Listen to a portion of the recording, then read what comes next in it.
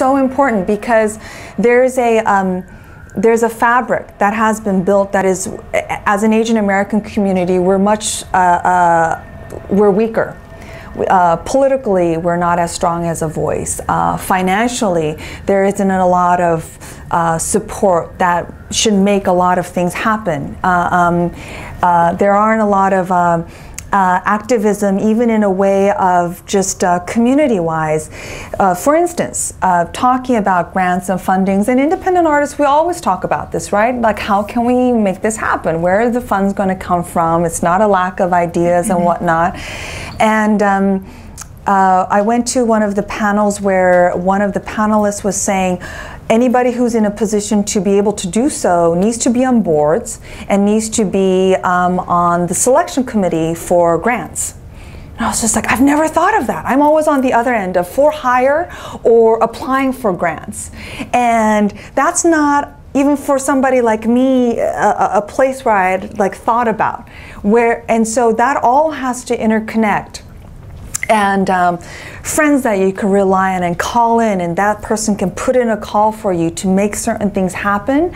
And so I think on a wider social level, the community has to really, if you want to see something get made, there has to be a lot of enablers, because there's a lot of talent out there. And at least for myself and a lot of my friends, Yuna is an absolute enabler, and you become both, but there's only so much time and resources, and a lot of times my art sacrifices because I'm trying to get the e-blast and and secure the funding and the space and do a lot of operational stuff where I know my talent will carry or at least cover it, but I know it hasn't had its due place and what other artistic endeavors might have already supported in-house. So, you know what? I actually forgot your question. Did I answer it? I feel like I just like wandered all over the place. Yeah, again, just have to be creative in every aspect of life in a way to try to get things done, and you know.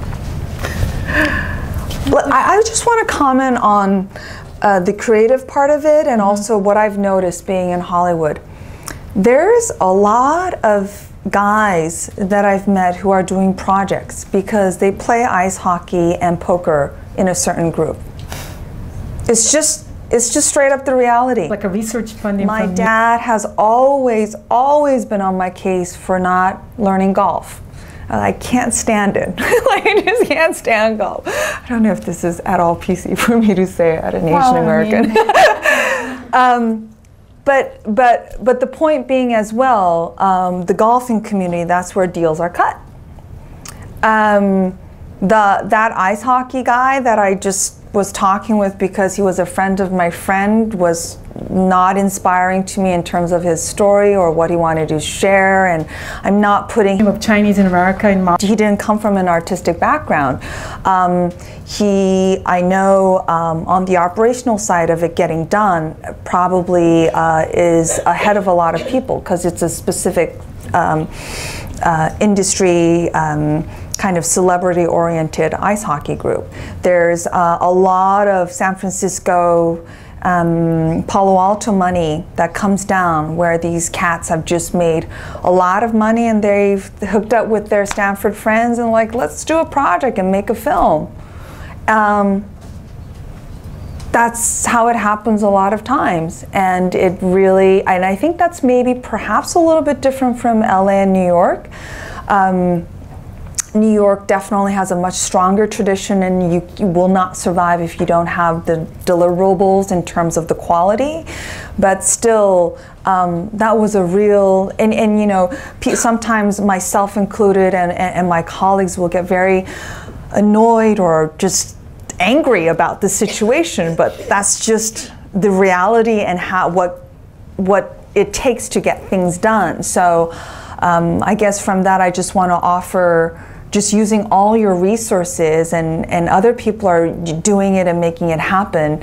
And I think what's exciting about Asian Americans is that I do feel it doesn't have to be one or the other anymore. I think you could be a really great lawyer and earn like good money and then say I'm going to take a sabbatical for whatever, a year or two, and get together with the friends and and just get it off the ground and get it out there. Why not? Everybody else is doing it. Yuna, I had a question about your coming project, the one that's in progress, about the Anime Wong project. I guess I want to hear more about it, first of all, and just I wondered if there's like a thread in your work, like obviously she was a pioneer and went through incredible hardships that I guess in our generation that's even hard to imagine that was reality, and I wondered if that was already in your head to do before you did this documentary, if it's related at all, or I'm just curious. Right. I knew Anime Wong way before I did this project. Yeah. I was always interested in her, admire her, screen presence and all that. But I didn't know much about it really. I mean, I read about here and there, but not much. But until I went to library to do some research to find more about her, I got really hooked. And then still I have no idea I'm going to do anything about that. Well, there are a lot of projects like that you have in your head for many, many years, but you still have to find a way to tell the story. So I wasn't doing anything. And then the project, beginning of 2000, I got an offer that I should submit a proposal for a documentary or a short film. So I did that, and then we finished and had a screening by August. And then I was wrapping up another film, another documentary, Between the Line. And I had some time at the time, so I went back again, do some research about Anime Wong, because after I wrapped up this film, I still felt like because this is the film, there's no happy ending, or it's just kind of, you feel like this is ongoing thing, and then you go all the way back, Anime Wong, 1920s and 1930s. So I did more research, and then I wrote a proposal, and then I got a research funding from New York State Council on the Art. So I started shooting interview by 2003. And then I'm still working on it, and I'm almost done. I just had a screening at the Museum of Chinese in America in March. Had a really great response from audience. And I felt really great because it was mostly Chinese American, Asian audience. They really reacted to their big star, and I really feel confident about the editing, how it went through. So right now I'm really trying to finish. So I'm doing music recording 2 weeks from now and try to finish by maybe early summer. So it's almost done. The cut that I show at the Museum of Chinese America, MoCA, was a fine cut. It's pretty finished length, 56 minutes. So I have a waiting list, a mailing list. I'll get today, people who came today, I can put you into my mailing list and come to the screening when it's have a screening in New York, maybe later this year or next year. Yeah. But that Anime Wong, one thing I can tell face is a technique where she's, somebody, white actor, somebody again like I asked her who worked really hard. She's talented. She's almost like grew up in a film business because she started so early. She was a young teenager, become an extra, and then in her early 20s, she was already a star in Hollywood. And then she moved to Europe and did more work, and then coming back and become another big star. And the obstacle she had was just tremendous because basically at the time in Hollywood, there's no Asian actor playing Asian role. Basically, it's called yellow face. It's a technique where white actors make their eyes like Asian eyes, tighted, and like the makeups and other cosmetics Asian. So all this Caucasian actor play the Asian role. But she was the only really authentic Asian woman playing Asian roles. So it's incredible.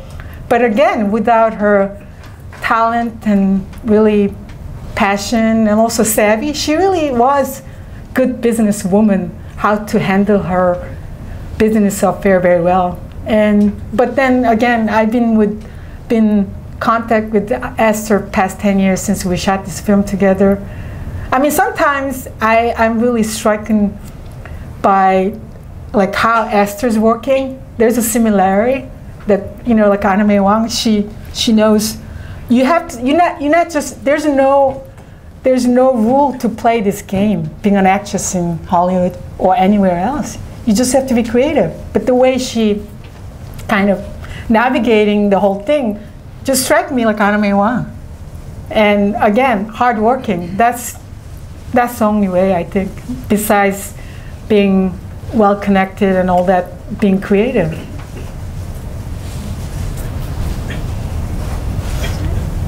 Do you know if it's harder for Asian men in Hollywood than it is for Asian women?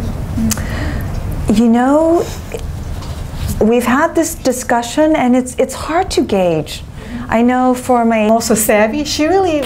male friends, some think so, yes. Some have had good opportunities just because they were very specific and they spoke the other language. I think, again, right now it's different. I was just watching that new comedy, Rules of Engagement. Business And so that's now become one of the roles, the sidekick assistant, whether it be gay or... Well, and usually tends to, I've been noticing Asian American male casting. They're not the leads, but they're the yummy, they're kind of the fun parts. So I think the gender, I think it's a little tricky. So I don't know if I can fully answer that comprehensively. I know there's a tendency to think that it's harder for Asian American men, but from my perspective, it's hard to think, and I always think it's actually much more gender-based for me and with the industry than it is about ethnicity. I mean, we've only had Kathleen Bigelow is the first honored and awarded film director ever in the history of the Academy Awards, ever. 80 years, yeah. So there's an extraordinarily harsh gender bias and presence in the arts. Being an actress in media, period. So I find that to be much more of a challenge. I read somewhere, I think a year ago, that Aaron Yu, you guys know Aaron Yu, he's kind of like a young... Yeah, I know Aaron. He was, it was like Asian American magazine, something like that. He was getting more work that year than Lucy Liu, like statistically. So I don't know, he's got, I don't know if that means anything, but it's just, never heard of him. You probably recognize him. He's actually in that young teenage category. And what was the big one? Was it something 13 about the Yale students going to Vegas and they kind of cleaned house? Oh, yeah. 20 was 13. Yeah. Where did I get that? So you'd recognize him probably. And he's one of those working actors. Just, you know, he's just not a household name, but Aaron works all the time. Any other questions for Yuna and Esther? If not, I'd like to give them a round of applause.